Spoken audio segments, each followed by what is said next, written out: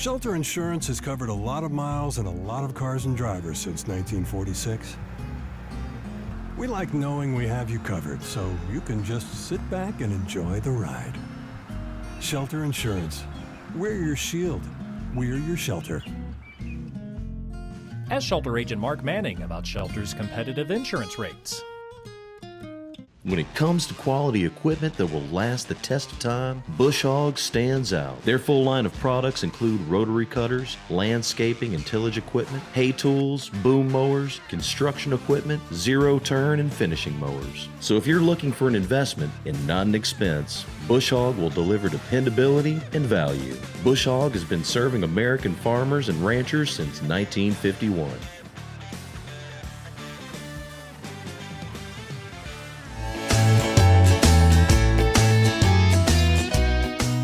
Bill Miller from Grassroots Equipment and Outdoors in Batesville, Arkansas, and we've got products to show you today. We're inside. We're going to show some stuff in here. We're going to go outside. Let's talk about the DR line right here, Bill.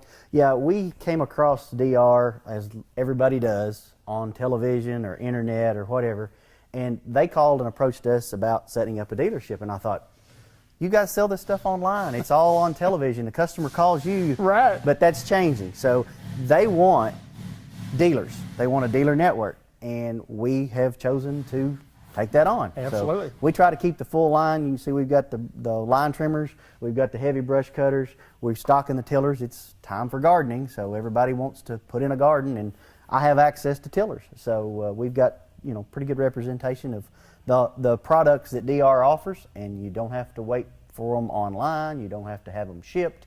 You can pick them up right here in the store. Well, and we always talk about service, and we provide service and so on and so forth. But if you're looking for these products, we certainly recommend them at Grassroots. And you guys are new to the market as such, but been in the market, been doing very, very well in all the lines that you sell. But we want to introduce this line to you. We've got more to show you coming right up. Bill, another one of the great product lines from Steel when you talk about pressure washers and power washers, and we've got a great lineup. Yeah, the Steel product kind of sells itself. But the thing about these, Steel keeps, and we keep, every piece and every part of these in stock. So it's not like the ones that you buy at the big box store. If a problem arises with the wand, the hose, fuel cap, whatever, we can get it if we don't already have it. And keeps your uptime to a minimum, or downtime to a minimum. But we keep all models from an entry point residential all the way up to the big heavy duty commercial. And we keep a full lineup of parts and accessories to go along with them. It's like all the Steel products. They're backed 2-year consumer warranty, best stuff on the market. Well, and we have other products with Steel, and you know, you talk about this time of the year being springtime, and when everybody gets ready, they're going to be out there working in the yard, or you know, maybe working in the big field. We've got lots of other products also that we can talk about from Steel. That's exactly right. The Steel product line is actually second to none, and we carry a lot of things here, Bill. Yeah, we do. I mean, from an entry point line trimmer all the way through the commercial trimmers, even the combi motors that you can add and take away accessories, make it a versatile one item or one tool with multiple attachments. And then obviously the Steel blowers, they speak for themselves. We've got the Steel sprayers, so if you got fruit and nut trees, we can take care of that. But the commercial guys love this new BR800. It's the biggest and the baddest one on the market, and we've just had a complete changeover from our Steel blower customer, from the middle of the road guy to they want the biggest and the baddest. This thing will blow a house down. So, well, it looks like it would. That's big enough to do some heavy-duty blowing, is it not? You can do a lot of work with it. You sure can. Lots of Steel products, and we're at Grassroots Equipment and Outdoors. We're going to go outdoors right now. Bill Miller, when you talk about a red revolution, we've got it going on here at Grassroots. Talk about some of these units that we have in stock right here. This GC model tractor is absolutely the handiest, most simple to operate machine that we sell as far as a tractor is concerned. Diesel, 22.5 horse to 25 horse. You can get front end loaders, you can get belly mowers, you can get backhoe attachments, box blades. I mean, it just goes on and on. So if you've got a small property and you want something that is versatile, that's easy to operate, anybody can operate it, this is the machine. And they've been very popular. They've been well received. You guys actually, I believe, own one of these. And the response we've gotten from this little GC series tractor has been unbelievable. Well, we have a whole line of tractors to choose from, but we wanted to kind of hit on the smaller tractors because this time of year, big need. People will say, if I had a smaller tractor, I could get back there in the backyard and get a little work done. If I had a smaller tractor, I could get, and it's a machine that can do the work that the big machine can't even get in there and get done for you. And we carry a huge lineup of tractors. Well, and it's time we're filming here. We got some sunshine today for a change, sir. But so much rain and so much moisture. A lot of people, they don't want to track up their yards with a 50 or 60 horsepower machine. And we try to have something that fits everybody's budget, everybody's need, and it's not overwhelming to the new tractor customer buyer. And that's where this GC fits in. Our 1700 series tractors are just a little bit larger, a little bit more capability. We try to have something that anybody can operate and feel comfortable with. We want to remind everybody that you don't have to come in and pay cash. We have financing. Talk a little bit about financing. Absolutely. AGCO Financial is the parent company of Massey. We've got financing from 0 interest. You can do standard rate and keep the cash discounts. There's every combination in the world to fit the end user's budget or what they can do and afford. Of course, we take trade-ins, so I mean it's very easy to do, and we can do it over the phone, we can do it over the internet, we can do it in person, whatever, or we'll come to you, whatever the case may be. We're Grassroots Equipment and Outdoors. We're located atop Ramsey Mountain. Tell us the location. 925 Batesville Boulevard. I'm across the street from the Batesville Regional Airport and the Exxon that everybody's familiar with on top of Ramsey Mountain, just through the stoplight on the left. You can't miss us. Bill Miller, my friend, it's always a pleasure to come up and visit with you. We've got a lot of products that you've seen today, steel products, the DR products, the Massey Ferguson. We sell lawnmowers. Let me tell you what, if it has to do with a machine that does a little work somewhere out in the yard or the field, we've probably got it. Thank you, my friend. Thank you.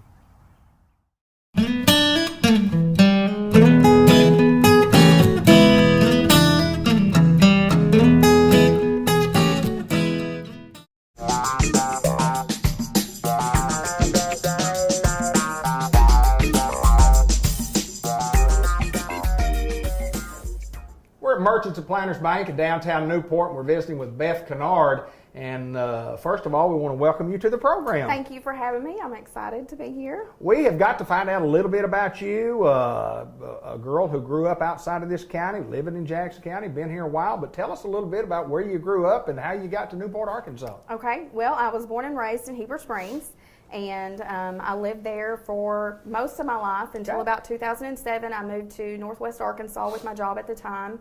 And I lived there for a couple years until my husband and we started dating and decided we were going to get married, and we moved to Newport was his home, Jackson County was his home. He was born and raised here, so there was really no discussion as to where we were going to end up. Right. So at that time, I moved here, and we've been here ever since, and it's been our home. And you told me earlier about, before we got on the air, about applying for jobs, and you came, you were looking for a job, you applied for one, and you got it. Tell us about that.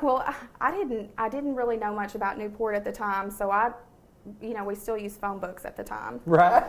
I don't have a phone book now. I tease some of the people here that still have them. Like, why are you using a phone book? But anyways, I had a phone book at the time, and I went through and I was looking for banks and offices, attorneys, and I just sent my resume out to a ton of people. There you go. And just blindly. And the bank called and they wanted me to come in and interview, and so I did, and thankfully, they offered me the position, and I've been happy here ever since. Tell us where you started in the bank, and tell us where you are now, because you're doing something different than what you. I did. I started out as a loan assistant. Okay. Backing up the loan officers, preparing loans, taking applications, and then if a customer would come in, just helping them with whatever they needed.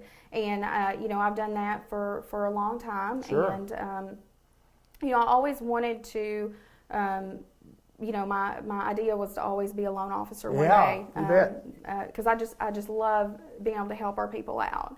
That's one thing about being in a community bank. We are able to make our decisions here, and we can really help our customers do. No matter how small the need is, right? Absolutely. We're able to do that and service them. So. Anyways, that's what I was always kind of working towards. And then I had the opportunity to go to Barrett School of Banking. Went there. It was a 3-year program. Graduated last year. So I was really excited about that. Thank you. And then early this year, I was promoted to a loan officer. Well, and you worked along in the loan process, so you knew all the process, but there's a little different side of it of being there and actually, lending the money. But I know you're doing a great job and excited about the opportunity that it brings. When we walked in the door, I noticed we're doing some different things up front. If you folks haven't been to the bank recently, we've made some changes. We have some upgrades. Tell us about what's going on up front. Well, first and foremost, it was time for a facelift. Yeah. We needed some updating. But, also in that there was a need, the bank's been growing, things are expanding, we have more people. There was a need to restructure the lobby out there. And so what we've done is we've put in offices. So everybody will have their own office and the customers can come in there, give them a little bit more privacy. So we're really excited about that. And we really need to thank our customers because it has been dusty. It has been dirty. It has been loud at times. Right. It has even been smelly. We've had paint and some glue, and so it has been quite the process. But it's actually been a lot smoother than what we would have, what I thought it was going to go. Absolutely. But it's winding down, and we're excited, and I think our customers are excited. I think they're going to love the new look. Yeah, it looks good. I got to ask you this, and Beth, what as far as outside the banking world, what are some of your interests? What are some of the things you do? What do you like? What do y'all do as a family? Well, we have 3 children. My oldest, my daughter Erica, she attends UACCB and she's a pharmacy tech. And then we have a 10th grader, Aiden, at Tuckerman, and he's a baseball player. He's the catcher for Tuckerman Bulldogs. And then we have a 5th grader, Riley, who is an aspiring artist. Really? So when we're not here, right now baseball season is starting off, it's kicking off. We're at baseball games. We love to watch baseball games. I don't know what we're going to do with ourselves when Aiden graduates, and I just hope he plays college ball. But when we're not there, we try to get to the lake. We try to go to Heber, see my parents, go out on the lake, go out on the river, pull the kids around on the tube. I don't tube anymore. Derek's main goal is to knock people off the tube, and I let him pull me one time, and one was enough. Nope, I've retired. I don't blame you. I don't blame you. We do that, and we love to fish. It's so funny when we moved here, growing up in where I did, we didn't have ditches. Right. And when I moved here, I would see people standing on the side of the road with these fishing poles, and I said, Derek, what are these people? What are they doing? And he said, they're fishing. I was like, you can't tell me there's fish in there. And he said, you better believe it. You bet. And I said, well, I don't think I'll ever do that. Well, I ain't those words. I've been known to fish in a ditch or two now, so and catch fish. Fishing is fun. I love to fish. I do. It's a little bit different fishing in a ditch than it's fishing at Heber Springs on Goose Ferry Lake. It's a lot different. My dad did fishing. He was a fishing guide. Really? So he did guided tours, and so I grew up fishing. And I was like, you can't tell me that there's fish in these ditches, and They sure are. there are big ones. Yes. So. Well, I know that when you're raising a family like that, it pulls you in different directions. And anyway, you're a busy person at work and obviously a busy person in life. And we in Newport, Arkansas are the benefit of your having married into the county family and moving here and joining us at our hometown bank, Merchants and Planters Bank. It's our hometown bank, and it's just like you say. It's we're here and we make local decisions and we help people. We appreciate you taking time to join us. Thank you for having me. You are quite welcome. Beth Kennard, if you need a loan, come see her at Merchants and Planters Bank in downtown Newport. Thank you, girl. Thank you. Hey guys, Ben Black here with Ben Black's Custom Lawn Care and Irrigation. Springtime's right around the corner. I know a lot of you enjoy getting outside and planting that garden. If you're having trouble with your tiller this year or you're wanting to make your garden a little bit bigger spot, give me a call, 870-512-8429. I can come over and till you up a little plot of ground for a very reasonable price. We appreciate your business. We thank y'all for calling. Y'all have a blessed day.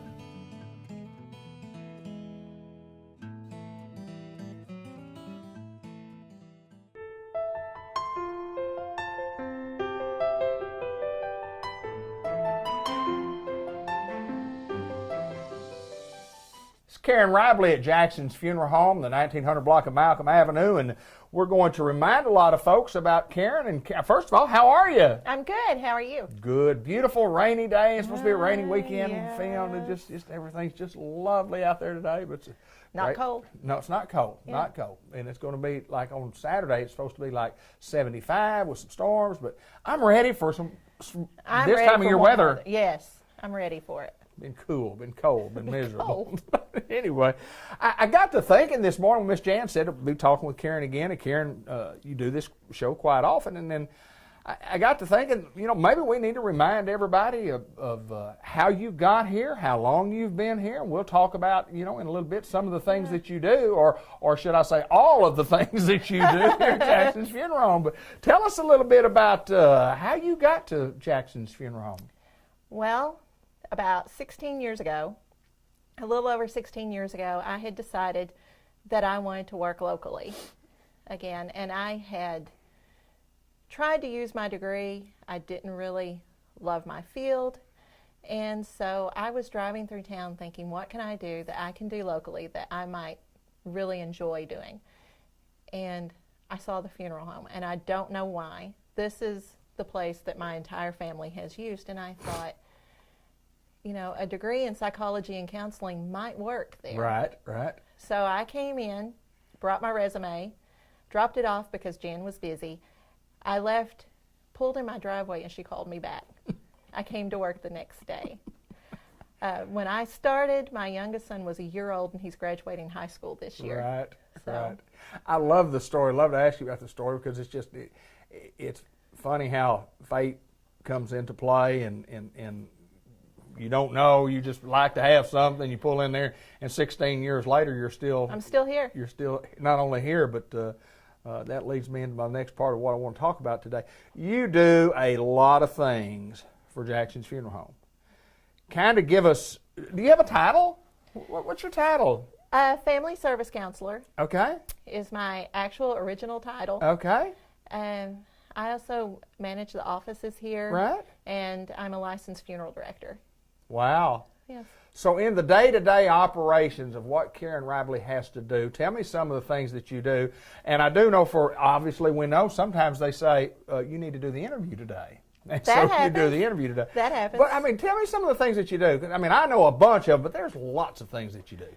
Well, it depends on what's going on. We never know from day to day what's going to happen here. So I am able to make funeral arrangements. I work with families a lot, write obituaries. I make the video tributes. Right. And the collages that come out of here. I kind of oversee the staff right here in the office, and they can also do obituaries, folders, things like that when I'm gone. So I've got that going for me. I do a lot of aftercare, checking up with people when I send death certificates. I file death certificates with the state of Arkansas. And so I also do pre-need counseling. Right. And every day is just new here. You never come to work knowing exactly what's going to happen in this business. So it's been interesting. It's been an interesting 16 years. Would imagine. And I just really enjoy it. I still enjoy it. Right. Well, it's important to, if you get up and go to your place of employment, it's a lot different than getting up and going to your job. That's right. And I know that you love working here, but I want to kind of hit back on, you talk about the death certificates, and a big thing that Jackson Funeral Home has done for many years is do the follow-up, and it means so much to the family, and that grieving process doesn't stop once the funeral is over. The grieving process continues, and kind of share with us how that works and what you do. And we try to always remember, we use our Facebook page in that way. Not only do we share current services, but we also share anniversaries. Absolutely. And we went back a certain number of years when we first started, and we've had people call and say, my mother died in 1992. Can you remember her? And of course we do, because you don't forget.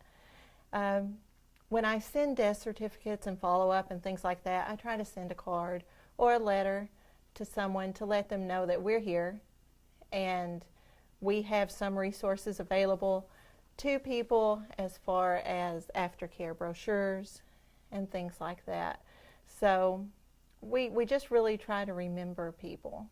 Yeah, you mentioned Facebook, and always just, I mean, lots of information there, and I see those all the time, and you know, surprisingly enough, sometimes I see something and I go, oh my goodness, so-and-so passed away, and then I look and say, that's right, that was 2 years ago, or that was... Right. It does remind me sometimes, but I love the reminders. I love the reminders. By the way, like us on Facebook. You can like us on Facebook. You can like us on Facebook. And get all those, yes. You can get all that information.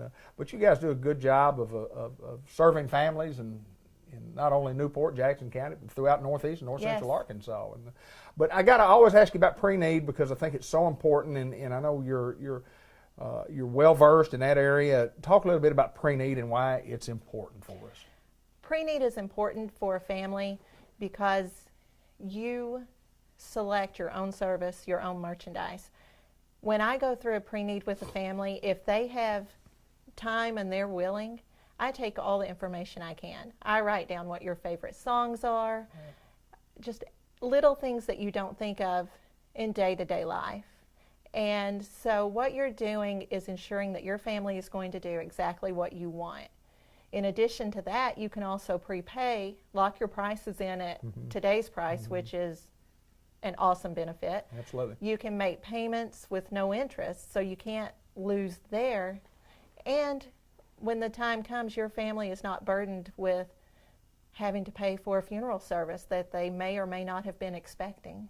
And I think one of the biggest things, because and Jan and I visited last time about this, I've been on both sides of that. Yes. Without and with, and how much easier it is with no doubt. Yes. I mean, so many decisions, and most of us have been, and I always say at the table, most of us have been at the table and had to discuss funeral arrangements, and then you get the questions that have to be asked, and you kind of look at each other around the table and go, well, I hadn't thought about that one. Yes. And there's a lot of those that you hadn't thought about, but you get all those thought about in pre-need, and you have the answers. Right. Yeah. And I know one question when I mention songs, I'll ask someone, what songs do you want, and they don't know what someone's favorite song was, or what songs do you want on the video tribute, because those are just general songs. Yeah. And they won't know. And a few times I've had people actually go get the CD out of someone's car and say, this is what they were listening to last. This got to be. So they must love it. Good one. Is that right? Yes. I never thought about that. That's happened a time or two, and I thought that's an interesting way to find out Absolutely. what they listen to. Absolutely. So, well, appreciate you taking time to join us again, and congratulations, 16 years of doing a lot of things at Jackson's Funeral Home, and you're just the go-to girl, aren't you? I'm the go-to girl. Karen Raibley at Jackson's Funeral Home, appreciate you so much. Thank you. Let's continue on with more of the show.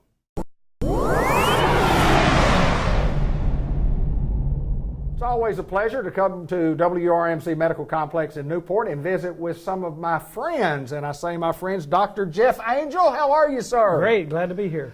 Dr. Jeff is from Batesville, been in practice up there in the orthopedic clinic there, the Orthopedic and Sports Medicine Clinic for many, many years, comes to Newport, and we'll talk more about that in a little bit. But we want to talk knees today. We want to talk about knee and knee pain. And first of all, Doc, I know you're an expert in it. People come all the time and say, I have knee pain. Where do we get this pain? Where does all this pain come from? How do we get this knee pain? Well, you know, we're very active people. Yeah. And so mostly it's when people are twisting, is when they injure the knee. And when you're young, you do a lot of activities in sports. So we see patients from sports activities when they injure knees.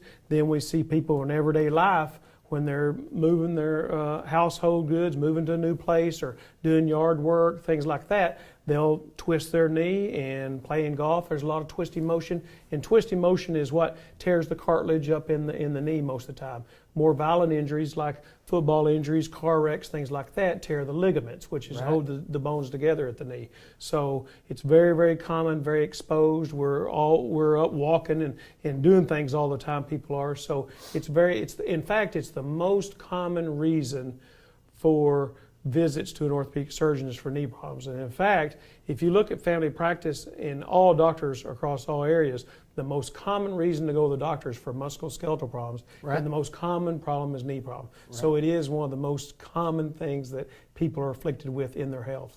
Well, when does somebody, just say for example, they get a little knee pain, they twist it up a little bit, when do they get in their mind to say, I need to go see the doctor? Yeah, so there's a couple different things. You look at the common sense of the severity of it. If you fall off a roof, fall off a ladder, and it's swollen up and you can't put weight on it, you need to see somebody right away. If it's not much swelling, but there's some pain, but you're still able to bear weight on it, it's okay to make an appointment. If it gets completely well before the appointment, don't go to the doctor. So we use the, the compression, the ice, and the rest. If those things do okay and the next day you get up and it's fine, it's okay to cancel the appointment, not come. But if anything persists over a week of pain, it probably needs to be checked out with your doctor, local doctor, and then the more severe it is, the local doctor will get you the orthopedic surgeon, or if it's severe right from the get-go, then you can go to the emergency room or call the orthopedic surgeon directly. But that's kind of the way to tell is of how much you can still use it and how much swelling there is, and also the mechanism, what caused it to begin with. I've had 7 particular knee surgeries. The first one I ever had was a medial collateral ligament tear many years ago when they had to open up the knee. And then the technology went on to we're going to start scoping knees, and boy, was that not amazing. But now the technology has gotten so advanced that we use robots in some of our surgeries. Talk a little bit about that. Yes, so robotics is coming in all areas, manufacturing and even in medicine.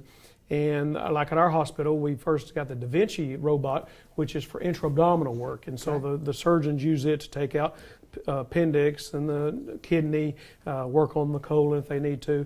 But in the world of orthopedics, we started, the companies have started using it on our knee replacements. So in other words, not for sports-related injuries and repairs, but for when we take care of people who have arthritis and have worn their knee completely out and they need a knee replacement, that's where we use robotics now. So we have a robotic.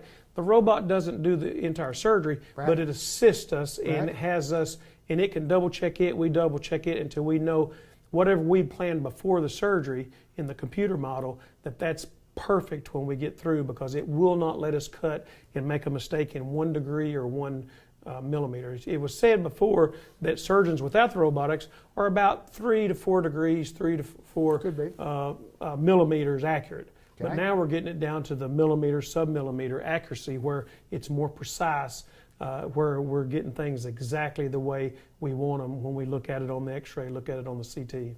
And you guys were kind of some pioneers around our part of the country to start using robots. Baptist in Little Rock has been using it about 1.5 years. In fact, the partial knee replacement with Mako has been used about 8 or 10 years. But the total knee application has only been around about 2 years now. And Baptist has had it about 1.5 years. We've had it since this last August. We were the first hospital outside of Arkansas, outside of Little Rock, to have the technology, except for Northwest Arkansas has one for the partial replacement. So we were very excited to do this. It was a big commitment by the hospital to spend extra money, because the insurance companies and patients don't pay anymore for this technology. It's just an added cost. But we feel like it gives us better results and more exact techniques, and we can give a better product for patients to recover faster, have better outcomes long term. We want the knee to last their whole life instead of just 15, 20 years. I do know this, and you have told me this before, and I've had others tell me before. In what we do as a human being, the things that we do, the walking, the running, the day-to-day operations of the human body is real tough on the knee. I mean, the knee's really just not designed to take the wear and tear, and that's why we have a lot of these knee problems. You bet. Well, and too, it's a lot of it's hereditary. There's some families that get a lot of arthritis and a lot of their joints when they're in their 50s. Some, if you're lucky, get it in their 80s or 90s. Right. But the articular cartilage, or the cartilage in your knee, is predetermined, so to speak, of when it's going to age and wear out. But if you have an injury on top of that, it speeds that up. So if somebody was born into a family where they're going to get arthritis when they're in their 70s. They have an injury to their knees, or like you say, they work real hard on their knees in ditches and manual labor and stuff. Well, they may speed that process up where they get a lot of arthritis and wear out their knees when they're in their 50s or 60s. So it depends both on your environment, what you do to your knees, and what your genetic makeup is to begin with. Now, you've been coming to Newport for quite some time now and seeing patients Yeah, here. it's Talk a about little on bit and about off for at least about 20 years. Right. I think right after I moved to Batesville was in 1993. I think about 5 or 6 years after that started coming to Newport, and I've been in all the clinics here, and Sure. I've even seen patients and actually done some outpatient surgery in the hospital here Right. years ago. So yeah, I've been enjoyed coming this way. I've always been a big supporter of athletics in the Yes, area sir. and enjoyed the Batesville and the Newport rivalry You bet. and Yes, sir. camaraderie as well. And so that was kind of a connection to come to Newport. So I've really enjoyed coming this way and seeing people here. How often do you and the rest of the doctors come? How often do you get to Newport? Well, I'm coming, trying to come twice a month now. Okay, good, And Dr. good. Carpenter's coming once a month now too. Good. So we're going to try to get somebody over here. It'd be nice every week, but now at least 3 out of the 4 weeks we're trying to get it covered to where we have somebody over here on a consistent basis for people that makes it easy to get in and out and not have to spend so much time on the road to see us. Mostly referrals to get to see you? We do either, always. We'll Okay. take direct calls to us Okay. or we'll take referrals from family docs either way. Good deal, good deal. And they call the Batesville office, Yes. 793-2371. That's correct. And you get your appointment there, and then you can do your follow-up here at WRMC Medical Complex You in bet. Newport. Well, it's always interesting stuff. I love the knee. I love the human body, and I certainly love to visit with Dr. Jeff Angel. You're a buddy of mine and have been a long time. Good to see you, my friend. You bet. It's all about knee. It's all about knee pain. It's all about knee replacement. It's all about fixing the knee. It's all about getting you back ready to go. Dr. Jeff Angel.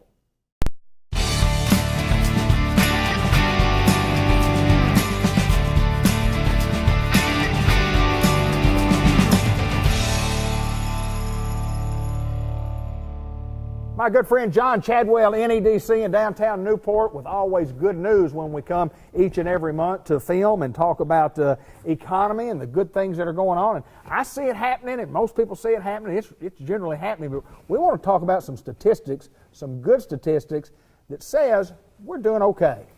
Yeah, we are. The University of Arkansas Cooperative Extension, most people know them for, helping you do soil samples or test your plants and things like that, or helping farmers.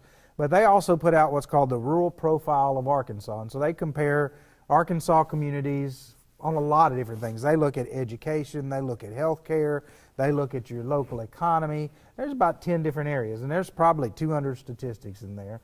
And there are places where we can improve, and we all know that, and where there's places we can work on. But there was one place where they pointed out that Jackson County led the way, and I think it's one that's going to end up shocking most people. 2016. These are their statistics. These are their statistics, not our statistics, and it's written up in their little booklet they sent out. They did from 2007 to 2016, a decade, and 2016 was the latest numbers they had. So they just did the 10 years up to 2016. So if you take the state of Arkansas as a whole, the average earnings per job, that's what a worker makes, grew in 10 years. It only grew by 1.8%. Okay. 36 counties of 75 actually had their average income go backwards. Okay. All right.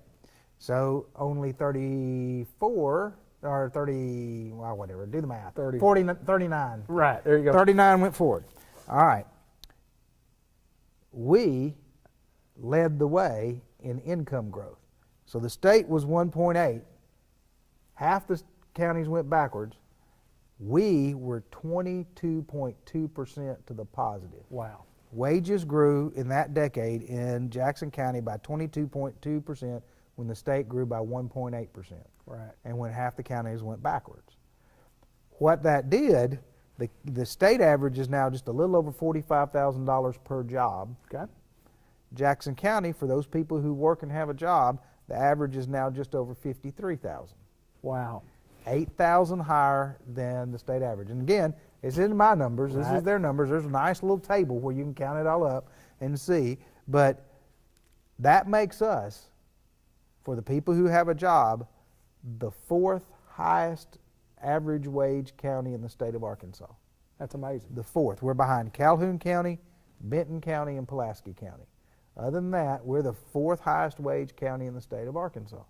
So, now on the other side, and you and I talked about this a little bit off air, we're also the 8th highest county in poverty, people who live under poverty or under. And what's happening is we're adding higher paying, higher skilled jobs. And those higher paying, higher skilled jobs are leaving a few of our workers behind. A few of our workers aren't qualified for that. And so it makes it harder for them to be able to obtain a position. So part of what we've got to do is figure out how we remove the barriers to training so that the folks who live here who maybe aren't right now qualified for one of those jobs can get the training that will allow them to become qualified to do those jobs that are coming in. And that's part of the reason we have so many people driving into our county. You know, we've used the statistic before, and again, this isn't one we made up. This is 2,000 people a day are driving into Jackson County to work and then going back home somewhere else. Well, now we know one of the reasons they're driving in is our average pay is higher than a lot of other places, so they're driving in. Well, we need to first make this a place those 2,000 people want to live. So the livability of town. And we're seeing some development with apartments and housing coming in. We've got some other housing developers looking at us, which is a big need in the community. So we're seeing some of that livability. All of this downtown entertainment series and stuff like that, some of the new retail we're getting, all of that increases the livability of town. And so it'll get some, but in addition to getting those folks to move in, we also need to take the folks that haven't reached the level where they qualify for these really good jobs and find out, how do we help you get there? Right. You know, we don't need to do it for them, we need to do it with them. We need to say, we want to be your partner. We want to figure out what are the things that have stopped you from getting the training that would help you have this job. Because if you could get 9 months of training and you could go from making $25,000 to making $35,000 or $40,000, then we need to make that happen. You know, because that doesn't just benefit you, it benefits your family, it benefits your kids, but then it benefits every business in town, because now instead of having $25,000 that you can spend on stuff, you got a lot more money to spend on stuff, so you're going to go to all these stores. So we as a community need to make sure we bring everybody up. And this chamber hosted a poverty simulation here not too long ago, and it was wonderful. We had about 70 people participate, and it helped open your eyes to what it's like to live at the poverty level under, and some of the choices that you have to make. If you only got so much money, you're going to decide, well, do I pay for health care or do I pay for groceries? Absolutely. You know, which one? Well, groceries is probably going to win out because you get hungry. And so health care may slide, so you end up being a less healthy community. And so we as a community, we're doing really great in some places, and then that gives us some other issues to work on. But no community ever reaches it, but it's really good news for us that we're getting the right kind of jobs in here that are improving the quality of life of folks. Not just with 2,000 people driving in, we're not just improving Newport's quality of life, we're helping a lot of people outside of our county. Yeah, for the region. Absolutely. We're becoming a regional hub. And I wondered the other day, and I haven't found the answer to this, and I'm going to though, because you hear people talk about bedroom communities. Right. That's a community that doesn't have any industry, but people drive.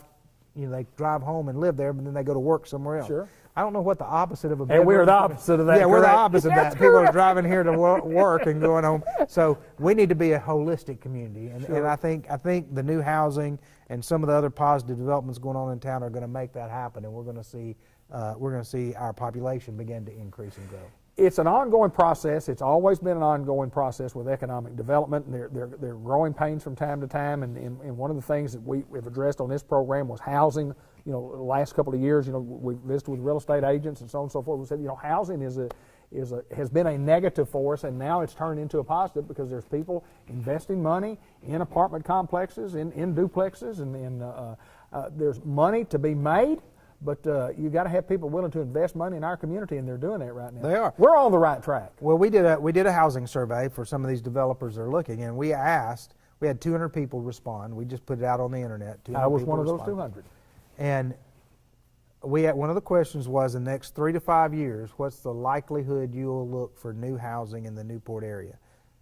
31% said they were likely or very likely to look for new housing in the Newport area in the next 3 to 5 years. That's a pretty good market. That shows that there's a market out there. So we can show that to developers and say, look, you know, if you look at the 2,000 people driving in every day and the people who live here, and you can say 31% of that pool is going to Yes, start they're looking likely. for housing. That's several thousand people that are going to be looking for new housing, in the next 3 to 5 years. So there's going to be a market for both rental and purchase, and you want to be the person who gets in on the ground floor. I That's what I'm guarantee telling you. them. Because I guarantee you right now, land values are lower than what they're Sure. going to be when it starts Yep, growing, absolutely. and so now's the time to get in. And so I think we have a lot of people looking at that. Well, I'm excited about where we're going. I'm excited about the good things. And when you shared that report with me several weeks ago, I thought, boy, it's going to be a good program that we can talk about here on Cable 15 TV and on Facebook, YouTube, throughout the world. And folks in Northeast Arkansas, North Central Arkansas know that we're doing well, and we appreciate all those folks. We appreciate the 2,000 folks driving in and working here. We do. We'd like to have a lot of you to maybe consider living with us. Yeah. We kind of like living here. But we kind of like the fact that you're coming to our town every day. Absolutely. My friend, keep up the good work. I appreciate what you do and the commission and what you guys have brought to us for the last several years. We're going to keep on working. We're going to get this thing done. Sounds good. John Chadwell, NEDC, downtown Newport.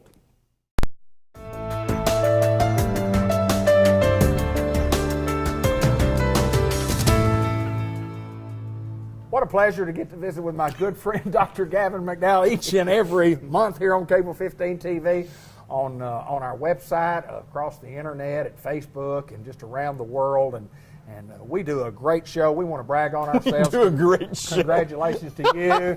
Congratulations to me. We do a we great are, show. We are good at what we do. How are you, sir? I'm good, and I don't know if calling it a great show or we're good at what we do is appropriate. I mean, Well, yes, it is. I mean, I get comments all the time about, hey, I saw you on the. But they don't say it's a great show? Yeah, it's like, I saw you on there. Oh, there's a I difference. don't know if they're asking for an apology or is it really. I think it was the interpretation of what I was using to think when they said that they meant we had a good show, but maybe not. Oh, surely. I saw you on What TV. else could they mean? Yeah, I know. We're good. I'm Yeah, telling you. Yeah. We have lots of things to talk about We- today. The first thing I want to always. get into, We don't know what they are yet. Medical marijuana. Yes. Glaucoma. Supposed to be the great fix. Maybe not so. No. Maybe not so. Let's No, talk a it little expertise ain't. here It on ain't. medical marijuana. Medical Medical marijuana. glaucoma. Medical glaucoma. I will say this. It is true, marijuana does help lower pressure in the eye. And that's the overall goal when we talk about glaucoma, is trying to get the pressure down the eye, because glaucoma is usually a pressure-related condition. Right. That if we can lower pressure and keep it down, then we don't have any damage. Okay. The problem with using marijuana is that you got to be blazed all the time. Realistically, you have to smoke a joint about every 3 hours. Around the clock to keep the pressure down. Pressure's down. Now, I know there's probably some people who think, not a problem. But, no, it is a problem in the sense that it doesn't work from edibles, doesn't work from oils. The studies show you have to smoke it to get the effect. Okay. And you have to be blazed all the time. So realistically, a condition in very many cases, I would dare say vast majority of cases, can be controlled. Glaucoma can easily be controlled. So you catch it early enough, and that's the whole thing about glaucoma, is early detection. So anybody with risk factors, we are checking everything religiously. But anyway, catching it early and treating it, your life doesn't change. Right. So I can still operate heavy machinery, you Right, know, absolutely.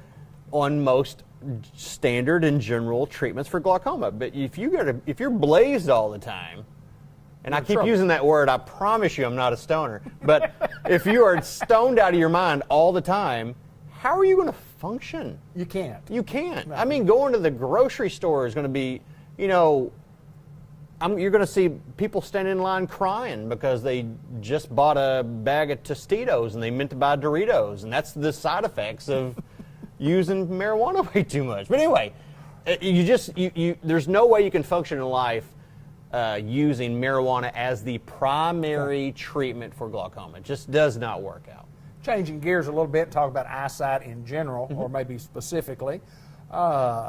Age-related. Talk a little bit about how age affects eyesight, and I want to get into why maybe some young young kids 7, 8 years old might have eyesight who haven't gone through the 40-year cycle of being around a long time, and the body breaks down a little bit. Breaks down. Well, some of us do. I mean, some of us. I haven't aged a day since I was 15. But anyway. No, you have no. Okay, so let's start first with youth Okay. and youthful vision, so to speak. It's a crapshoot. It really is. Some kids need glasses very early. Matter of fact, you'll see there's a lot of videos on the interwebs with kids, doctors putting their plastic little goggles on and they're fighting, and all of a sudden their eyes open up and it's like the child sees for the first time and they're an infant. That kid needed glasses as an infant. Right. Why did his siblings not need anything until, even their 40s? Right. It's a crapshoot. It realistically is. It's based on a lot of different genetic markers that go into the whole amalgamation that makes us us. I will say this: if your parents are both nearsighted, I guarantee you're going to be nearsighted. Realistic, yeah. If both parents are farsighted, almost certainly you're going to be farsighted. Those things are fairly predictable. But to say why, like my brother, he has worn glasses or contacts since he was, I think, in 4th or 5th grade. Okay. I started wearing glasses all the time, well, at least in the office all the time. A year and a half maybe? Not long 2 ago. years. Yeah. And here I am, 23. You sure are. You sure are. But no, there are just, I'll put it this way. One of my favorite sayings is, every day it sucks to be somebody. Right. So, if you've had to wear glasses since you were 5, well, it sucks to be you. I mean, I didn't have to start wearing these until I was about 38, and then just all the time until, 42-ish, 43-ish. So, when that is just to kind of mark away why people have to wear glasses and some don't at different times.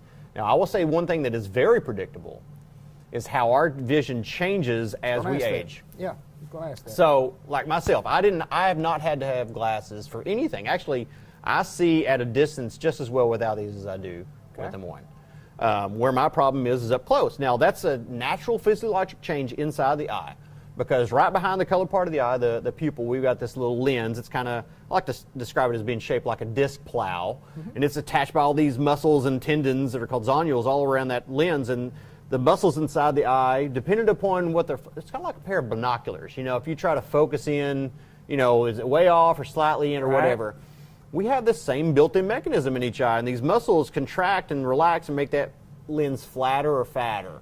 And that change in that shape allows us to change our focus from way out there to way up here. Like whenever I was 14, I can remember I could hold something right here and read it. I couldn't read anything right there without glasses. I wouldn't even know my hands in front of my face right now without glasses. But that change is due to that lens that I was talking about. It gains a layer, kind of like an onion, at least one layer every year of our life. So it gets very dense. Okay. It starts to get harder to flex. And those muscles are just built and designed to pull so much.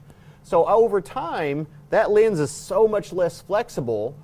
Actually, in our mid-60s, it's static. It doesn't change. It doesn't move anymore. We can't move that load anymore. Okay. That's why you always see the older generation wearing either reading glasses or having bifocals. Absolutely. If you see somebody over the age of 60 reading something without glasses, then almost certainly that patient is nearsighted, and their eyes are just built to see things up close. I can see it. Yeah. I'm built to see far. Right.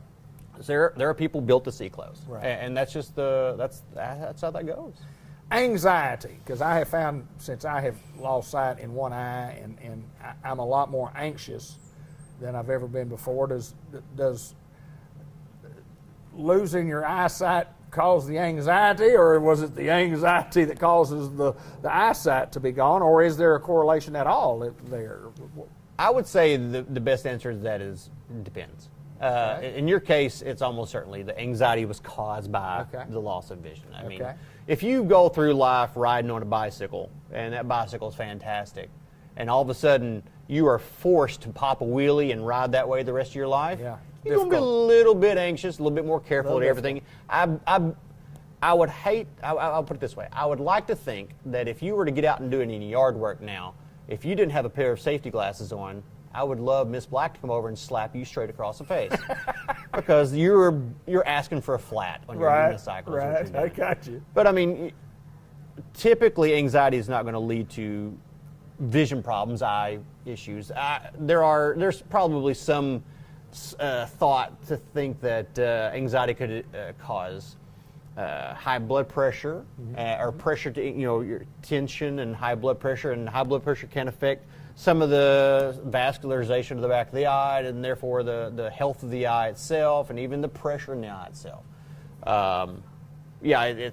There's possibility of that, but to say that actually caused the problem, likely not. Well, I say all this to get into this point of the whole program. We know we do glasses and we know we do contacts, and I think sometimes, and we've talked about this before on many occasions, sometimes we just forget about the health of our eye. And that it needs to be checked. Whether you wear glasses or you don't wear glasses, or whether your vision is 20/20 or 20/10, or you get 20/10 vision, they need to be checked for possible health problems that you said earlier in the program that maybe could head off some problems that you have. I'll tell you what, there are so many things that affect the health of the eyes that affect vision 0 to none. Right. I mean, it's amazing the number of crazy bad conditions that can affect your vision or affect the health of your eyes and never give one sign or symptom that you know of. Right. Matter of fact, one of our staff shirts that we wear on some casual Fridays is plastered across the back. It says, in optometry, we fix problems you didn't know you had in ways you don't understand.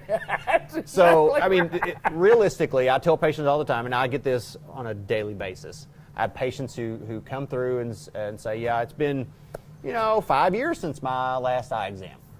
Wow, that's a long time. When's the last time you went to the dentist? Oh, I went 4 months ago. I had my 6-month cleaning. Okay, that's fantastic. Now, if every tooth in your head we either fell out or we had to yank it out, we can get you some false teeth. Corn on the cob is off the menu at that point, but you can still function and eat and do everything you want to do. Yeah, Now, if your eyes go bad, you're in trouble. And we get you a false eye, they just don't work the way false teeth do as a replacement. I guess if you had 2 false eyes and you went back there and they put you on those tests, you probably couldn't do very well. You are right. Well, I'll put it this way. You would be fantastic at the brightness acuity test because, that's a test where we can blind you out literally and see how much light you can tolerate. You'd be fantastic at that one. I bet I would. You'd be like, are you still in here? Folks, take care of your eyes, and Yes. that's what we're trying to say. Get an appointment with Dr. McDowell here at Newport in the Village Mall and let him look at your eyes and prevent some of those things that may or may not happen. And some things are going to happen regardless, just like mine. Mine just happened. And cataracts. Cataracts are going to happen. They're going to happen. And this is not a knock against anybody. People come in here, my mom and dad had cataracts, so I guess, if I get cataracts, it's probably because of them. Well, if you want to blame it on them, that's fine. Right. But it's really birthdays and sunshine. That's exactly it's right. going to happen. That's right. So. Dr. McDowell, good to see you, my Good to friend. see you It's too. always a pleasure, and it's a very knowledgeable segment today. And We actually covered material today. We did. And let's continue on with more of the show.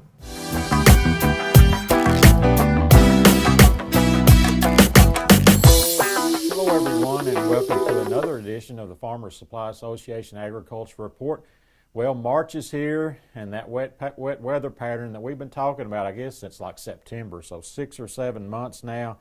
It continued and even escalated in February. Depending on where you were at, probably had somewhere around 12 inches of rain in February, and it rained on 18 out of the 28 days. Before I've been talking about maybe 12, 13 days a month. Well, it went up to 18 in February. So, on my last program, I said, well, we've been getting a lot of rain, but nothing real heavy. We hadn't had any river flooding. Well, that changed just a couple of days after I taped that report. And obviously, all the rivers have been out. Some of them still out. So we've got quite a bit of river and ditch flooding and things like that going on as well. So adding to the problem. So far, March has been a little bit better. We're taping on the 8th. We've had rain, I think, on 3 or 4 out of the 8 days so far, but it's been pretty light so far. Probably hadn't added up to a 10th or so, and we're supposed to get some heavier rain maybe over the next couple of days. We'll see, but maybe we're changing that pattern and at least getting into some lighter rain, and maybe things will change here pretty quick. Field work's been very limited. Earlier this week there was some tillage on pretty much just the lighter soils, you know, and that drain real quickly, so we've had a little bit of tillage on them. Had some burn down applications of herbicides go out, but even those have been limited. You know, the first 7 days of March been probably record cold for that time of the year for that first week of March, so that has really hampered even the burn down herbicide application. So limited tillage, a little bit of burn down, so things have been really slow so far.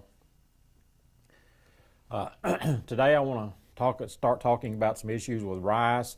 Rice planting. We're hearing some stories on the news. They're always looking for some good stories, and we've been talking about concerns about the rice not getting planted and stuff like that. And they started that in February. Well, we got a long time to go yet. We're just now in early March, and we got a long time to go to get this rice planted. We all know that this soil moisture situation could change quickly.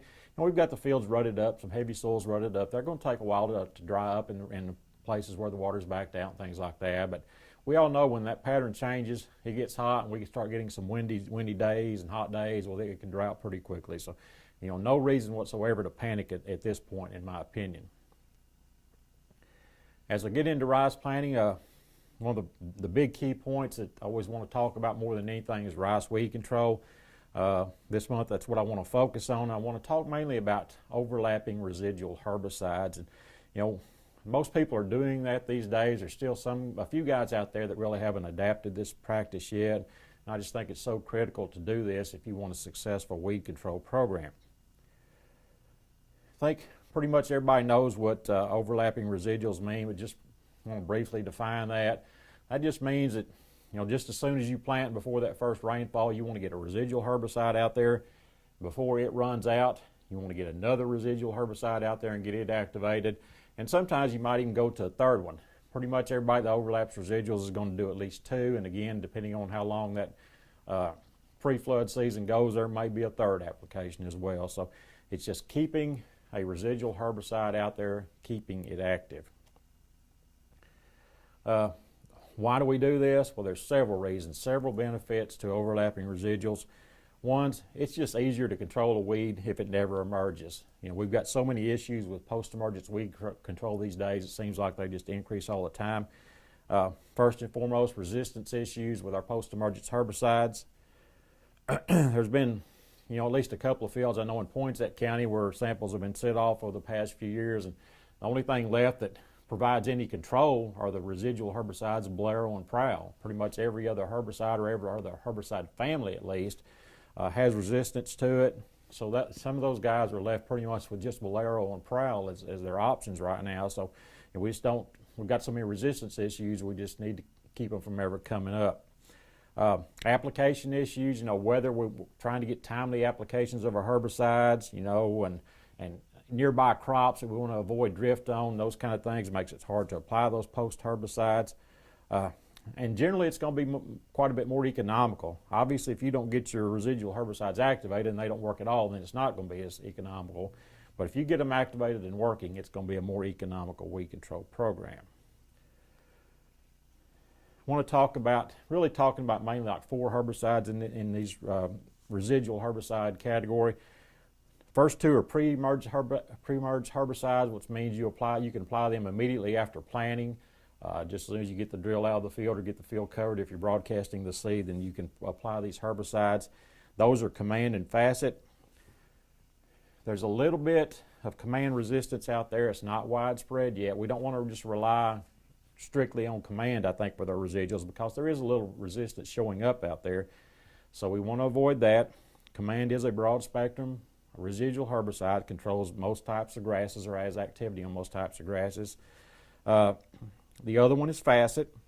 You hear about Facet resistance, but that's mostly to the post-emerge applications of Facet. The pre's work still well.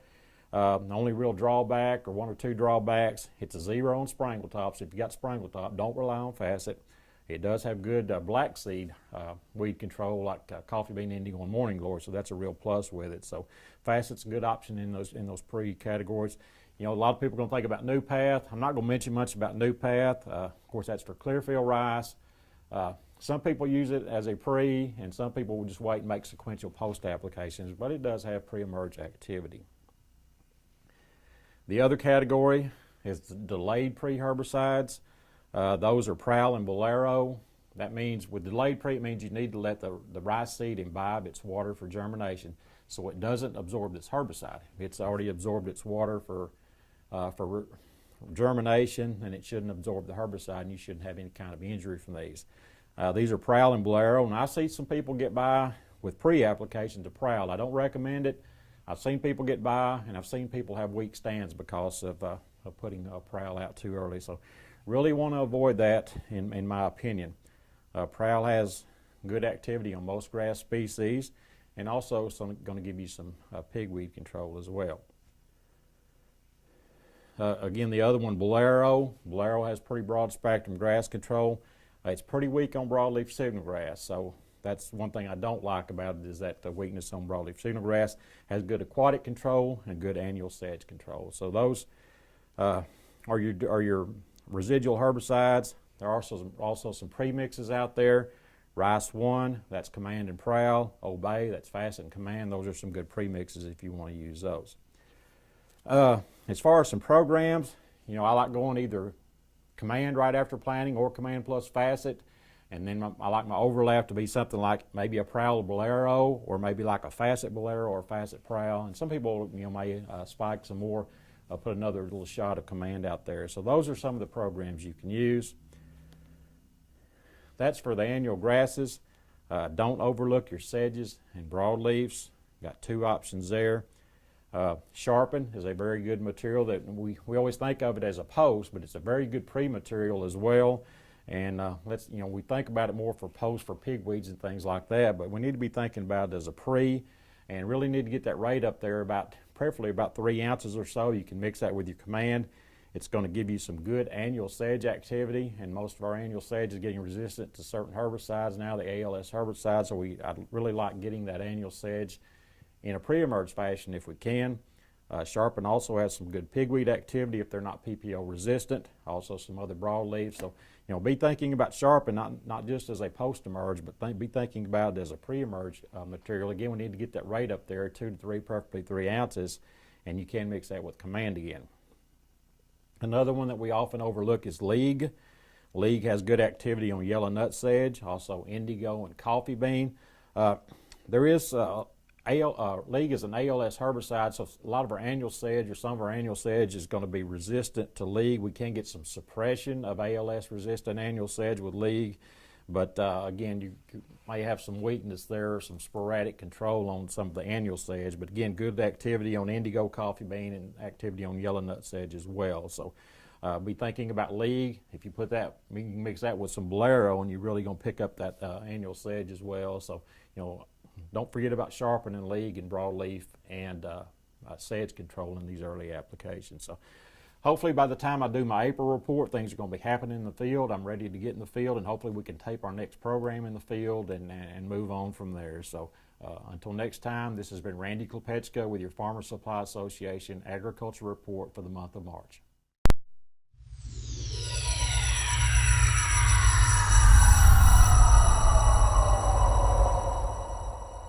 Great pleasure to be at Unity Health Harris Medical Center in Newport and introduce to you and to Newport, Arkansas. And we talk about orthopedics, and we have that right here. And this is Kelly Darnell. Kelly, welcome to the program. Thank you. Okay, we're going to talk about you, and we're going to talk about some of your expertise. But first of all, tell us a little bit about you, where you grew up, where you're from, and tell us a little bit about your family. I'm originally from Searcy. Okay. I was born at Unity Health in Searcy. Wow.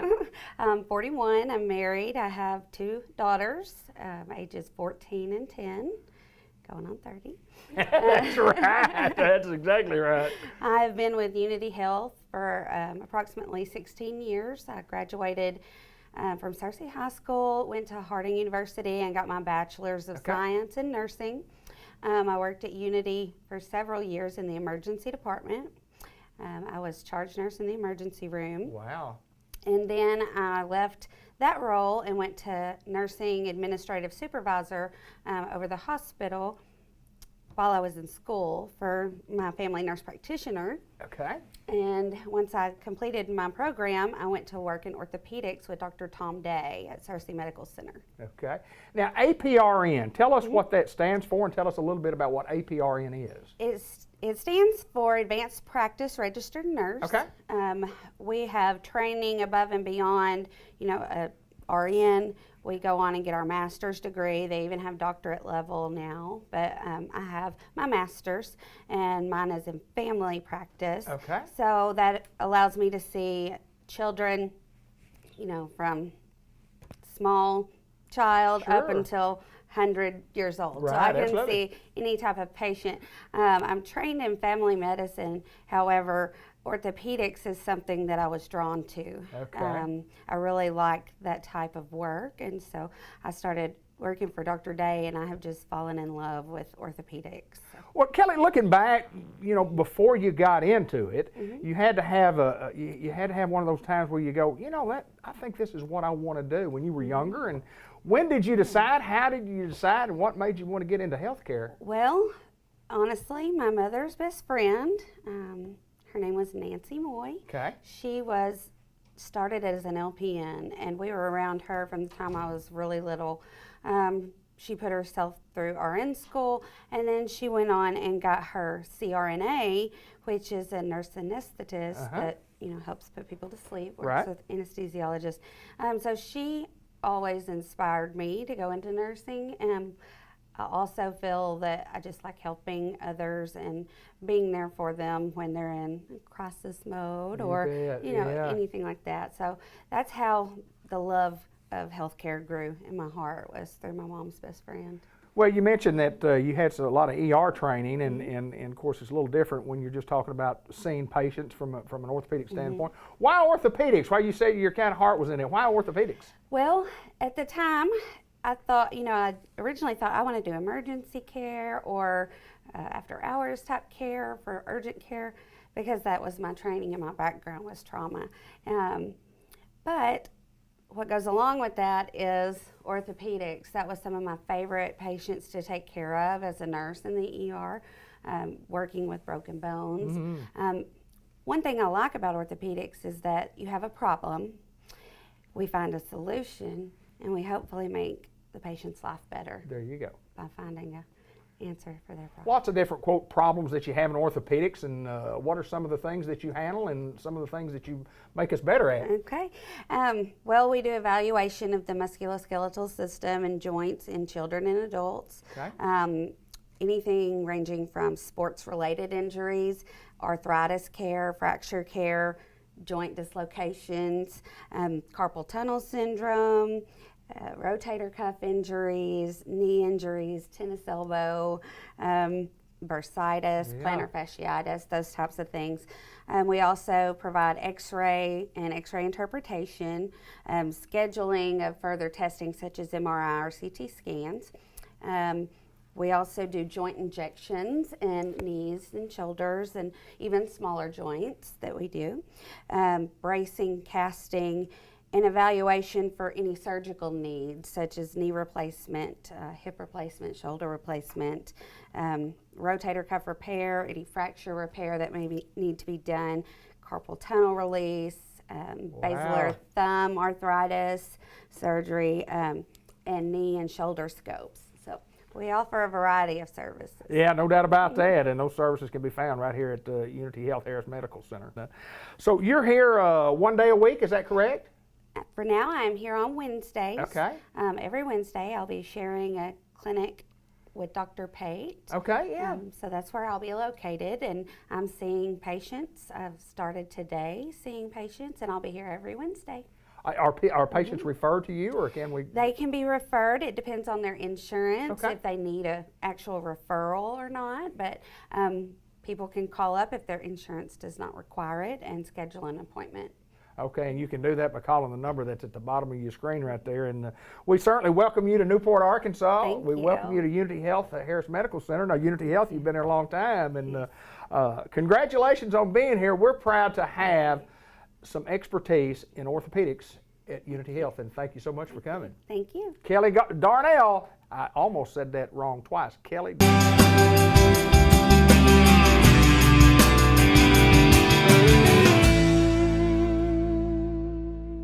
St. Michael's Place, and we brought the top of the team to the broadcast today. Gerald Carlisle joins us along with Jay Cox, and it's always a lot of fun to come out here and visit with these guys, lifetime friends of ours and guys who are putting their heart and soul into something that they love, and that's at St. Michael's Place, and they're doing a fantastic job. And first of all, Gerald, we want to talk a little bit about just some of the good things that are going on out here, and you've got some information to let us hear about it. Yes, well, over the last few months, our census, our population in here is increased, and with that, we're looking for nurses, CNAs. You know, right now it's mainly PRN stuff, but all shifts. You're welcome to come out. Anybody's got a license, nursing license, CNA license, or even for dietary and housekeeping. Anybody. Welcome to come out, fill out an application, and we'll see where we can put you. It's always a good thing to have to add. You bet it is. Always like to offer. As the population of our residents grows, we need more people. Need more people. We're growing, and so are they. Absolutely, absolutely. Jay Cox, we talk from time to time about a secure unit, and tremendous information that we have about that also. Yes, we do. We do have a secure unit, and of course, we've mentioned this before, but we are the only facility in Jackson County that has a secure unit. And what is good about that is that our staff on that unit is trained for dementia patients and Alzheimer's, and it takes special training to deal with Alzheimer's and dementia patients. And right now we're actually kind of going through some upgrades back there, and we encourage people to come out and take a tour and go back through that facility. We also have, of course, we've interviewed Mary Jordan in the past. She is actually our activities director that specializes for that unit, and she works with one-on-one with those patients and or those residents. And we are actually have an area in that unit back there that there are special activities that our residents can work hands-on with certain activities and games and devices and things to help enhance their mind. Sure. and their thinking and their hands. It's a lot of hands-on stuff, and we're adding all types of activities for them, and we're actually going to be doing some remodeling, some upgrading, adding some furniture and things. So over the next few days, it's real exciting for that unit. Just what I call is just upgrading life back there, bringing life to it, and not that it wasn't before, but even in your own home. After a while, you want to do some upgrades. Sure, you want to bring some life to it, change some color here and there. Brighten things up. And so, same thing here. After a while, you get tired of the same colors. You get tired of so we're making some changes back there, and it's exciting. It's exciting to the residents, and even though they may not, say much about it, we get to see the look on their face. Sure. when we bring in some new things for them to do, some new colors, some. Even if it's, new comforters or new door colors or new wall colors, whatever the upgrades are that we're going to, and we're working on those changes, but whatever we do that's different, we get to see their face light Absolutely. up, and one of the things that is really awesome right now for us is that there's only 2 spots available on the unit, and so, if you have a loved one at home that's seeing those signs of dementia or Alzheimer's, and you're thinking about long-term care, come see us. We've only got a couple of spots available on that unit, and so come see us. Come tour the facility. Give us a call.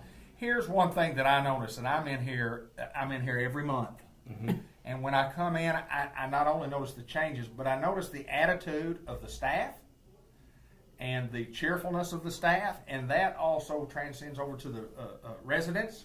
You see that, and you not only see it, you feel it when you walk in the door. So, congratulations, you guys. You guys are doing a wonderful job, and it starts with y'all. It starts with you, Gerald. It starts at the top. Well, and another thing, another upgrade that we are having on the unit is myself, the ADON, and the DON last week went on a day-long, 8 hours, actually ended up being about 9 hours of specific training for dementia residents. It started off with them kind of training us more on how that disease progresses and the signs. And then when you get to a certain point, you know, some of those dementia people can't communicate, and that causes behaviors.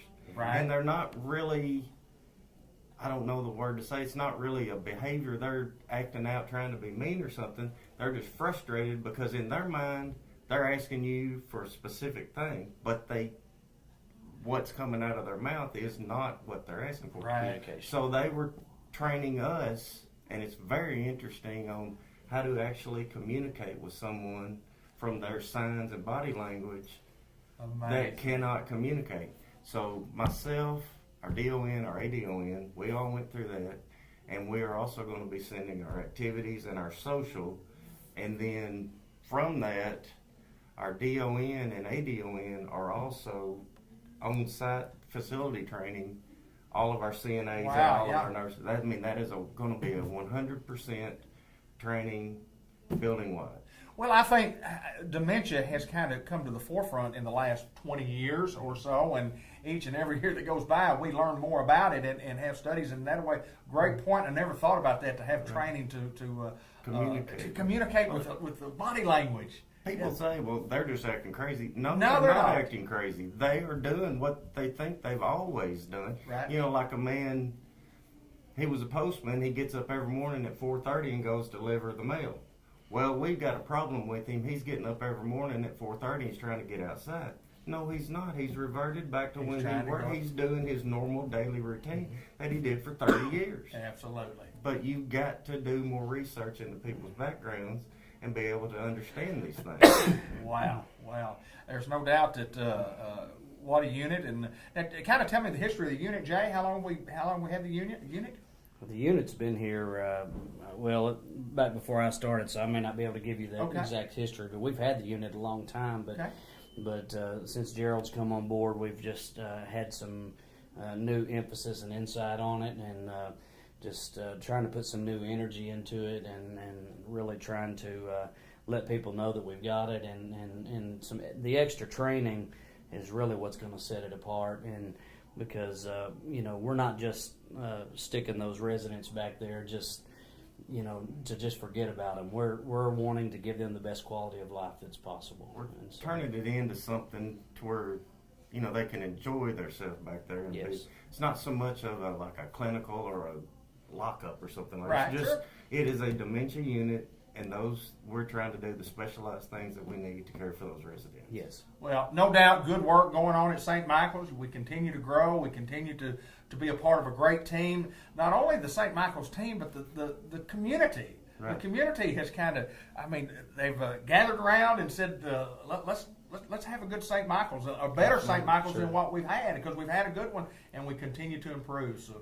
Also, if I could just let the people know to go on our Facebook and like us at St. Michael's Place. We have a Facebook page.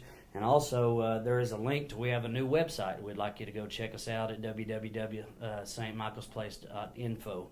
And so check us out online. We have a brand new Facebook page and also a website. So go and check us out online. And here in the next few days, I'm going to be doing an online forum on Facebook, everything you want to know about a nursing home. So there may be some questions that you'd want to answer that possibly you might not want to come out and see us face to face, or maybe you're not ready to make that step. But online, you maybe want to send us a message or question me online. And so I'm going to be doing an online forum in the next few days. So be looking for that on Facebook. But you got to join us and like our Facebook page to be able to have access to that. So be looking for it. I'm going to be doing an online forum in the next few days. Facebook's a wonderful thing, isn't it? Yes, it is. If you use it correctly like you're supposed to, and if you stay out of the political world, it's good. That's Gerald Carlisle. This is Jay Cox, good friends of mine. We're at St. Michael's Place. Thanks for the time, guys. All right.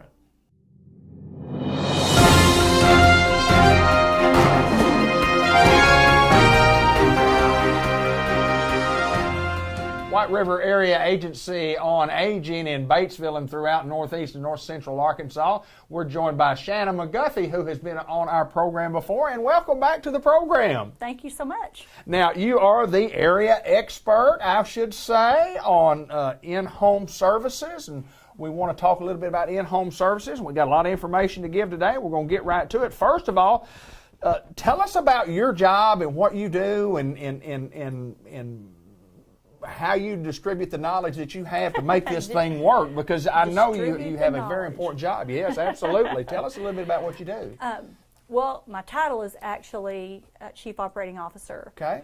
But my main role is overseeing the in-home services program. So that's within our 10 counties. We serve on the books about 1,200 clients per month. Wow. And we have approximately 650 home care assistants that go into the homes and see these clients and help them with their day-to-day needs, whether that's bathing or grooming or eating, preparing a meal, going and doing some shopping for them, lots of those things. But that's our largest program here at White River. And so that is in a nutshell what my main job is. And I've been involved in in-home services now at White River for 15 years. I just had my 15-year anniversary. Is that right? Yeah. And 40 years, Mr. Ted told me, 40 years of celebrating White River Area Agency on Aging. And we want to talk a little bit and try to get some clarifications on qualifications. I mean, different qualifications for people applying for or asking for in-home services help. And let's talk a little bit about that, because some of the rules have changed. That's true. Some of the rules have changed for the Medicaid recipients. So that's the longer part of the story. So let me tell you the shorter part of the story first. So it's a misconception that we only take care of Medicaid clients. Anybody and everybody that may be a senior or disabled and needs help, we want to be there for them. So we have private pay, we have long-term care insurances that we work with. There are several VA programs, and depending which program a person may qualify for, if there's a veteran or a spouse of a veteran, please feel free to call our care manager in whatever county, and we will be able to help them understand what the qualifications are for each of those veterans programs and see, if they're eligible.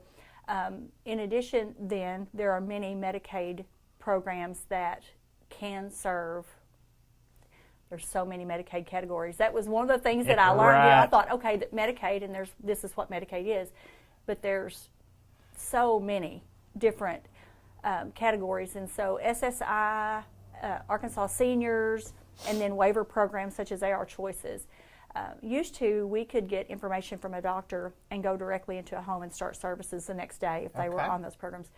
The state has made some changes that are based from CMS rulings and things like that, but they now have an independent assessment that has to be done before they will guarantee payment of the service. All right. So when you come to White River, and if our care manager or nurse determines that it looks like you may be eligible for this, plus you have the need, then they have a process they have to go through doing an assessment to pass that assessment on to this independent assessment group so that they can come into the home. And I understand the concept of not wanting there to be, it eliminates any provider from just sticking everybody on who has there has to be a definite need. So I respect that, but it has prolonged the process a little bit. So instead of our staff being able to immediately start services, now we have to wait for that independent assessment, the ruling from that, or the eligibility determination. And so I think it's very important for people to understand that White River's not dragging their feet. Any provider's not dragging their feet. It's but this part of the process. It's part of the process now. And this new assessment, they will come in. They'll ask lots of questions, and then they will pass that information on back to DHS and back to the provider, and then we can start services for those folks if they're deemed eligible. Oh, so are you guys? Are y'all involved in the process of getting them there? We can be. Okay. If like what used to be normal, whatever that is, a person contacts us and needs help. Right. Our care manager still goes out to see, what all they might be eligible for, what all needs they may have, because that's one. Let me give a little plug for our care managers. They aren't just looking to drum up business for White River. Right. We hope that we get to serve people. Sure. But they also look out into local and regional services and resources that that person may qualify for or may need that we don't even do. But they try to do a very holistic approach to that person's needs and then meet those needs. On the part of getting the in-home services, though, they will help do applications, they will turn in, and then when our nurse turns in their assessment to start the other assessment process, then that's linked to us. Okay. So, okay. Yes. Yeah. Well, no doubt when you have changes, and it's just part of the process of changing, and you just you have some kinks in the very beginning, and it all works out eventually. And I want to talk a little bit about from the political end because I mean, you guys are advocates for the people that you serve. We very much are. You'll be in Little Rock, you'll be in Washington. You've got a trip coming up to Washington, I understand. We leave Monday morning, and we'll be spending the most of next week in Washington working with the National Association of Area Agencies on Aging and reaching out to our legislators. We have appointments with most of them already, and we're just looking forward to getting to talk to them about from the federal funding side, which is more linked to the senior center services and older Americans. All of the Older Americans Act services includes things like some of the ombudsman, the nursing home advocate, and things like that. You know, down through the years that we've done this program, it's amazing the knowledge that I have learned, that you find out the differences of the programs that you serve that are actually under your umbrella, and some are under your umbrella but not funded under that umbrella. And, correct. But a lot of services that you do provide. But I know you guys do a wonderful job of taking care of seniors, and in-home services is so important. And again, just kind of stressing in-home services, what are we looking for? What are the care managers looking for when we walk in the door? Well, when they walk in the door, sometimes people are eligible for things that they don't even know they're eligible for, or they may have problems that they don't realize are problems. So such as throw rugs, extension cords, you know, all these fall risks. They try to just look at those things and try to help them find, you know, does that mean we need to help them buy a longer extension cord to get it out from the front of the chair that they sit in, you know?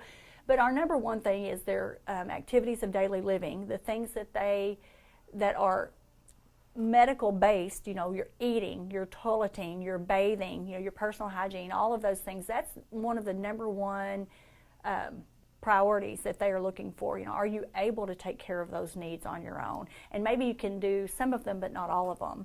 They look at every range from they can do it independently half of the time, the other half of the time they need some assistance. They can never do it without hands-on assistance. You know, all of those, you kind of, not only what the need is, but what is the level of the need. Right. And they may even ask to look in your refrigerator if you say, well, I think I've got some food. What do you mind if I take a look? I mean, because absolutely. we want to hook them up with the food pantry or there you go, or whatever that they may not even know they lots of avenues to help. Well, there's no doubt I appreciate what you do, and I know the folks that you know, all the counties that y'all serve appreciate White River Area Agency on Aging. And Shannon McGuffey, we appreciate you taking time to join us and talk about in-home services, because that's the crux of this business right here. It is. Thank you so much. Let's continue on with more of our show.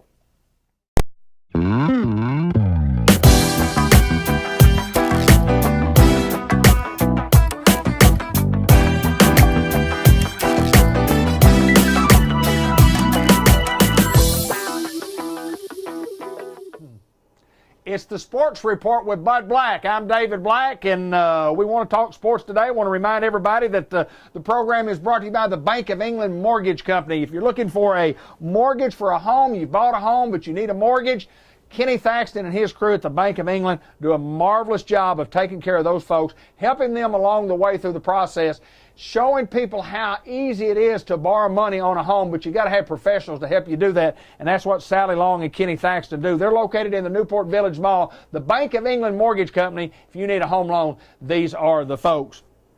I don't know if you've ever heard of 42 Sports, but I want to talk about them just a little bit here on the program. 42 Sports, the vision, was created this past summer by a couple of guys who loved high school football and loved high school sports. I get a call from a man named Alan Russell, and he told me who he was. He was familiar with the work of Bud, myself, and what we've done for Greyhound football and how much we love high school sports. And he wanted to pick my brain a little bit about what I thought about maybe a Facebook media outlet covering sports for the lower classification schools from 4A, 3A, 2A, and 1A. And the thought process was this from Alan. He said that the larger media outlets don't usually give recognition or coverage to the smaller classification schools. He wanted to be able to recognize not only these schools, but the most important thing was get the kids the recognition that they deserve. So they create a Facebook page. It's called 42 Sports. You got to go on there. You got to like their page and follow these guys and see the coverage that these guys have for high school sports. And again, it's the lower classifications. They started out with football. They started out after a couple of months of having an idea, and they covered high school sports from game 1 all the way through the state championship game. They have accumulated a tremendous staff of people with Alan and Mike Vanderbush, Steve Knox, and a lot of other guys. They do video shows on 42 Sports. It is the premier media coverage outlet for high school sports in the state of Arkansas. So Alan, thank you for the call. Congratulations on what you guys are doing for high school sports. If those of you who don't know about these guys, go to their Facebook page, 42 Sports, like their page, make some comments, tell them that you enjoy what these guys do for the kids Northeast Arkansas and around the state of Arkansas at 42 Sports. Thanks for the call, Alan, and keep up the good work. That's the sports for this month of March, brought to you by the Bank of England Mortgage Company in the Village Mall.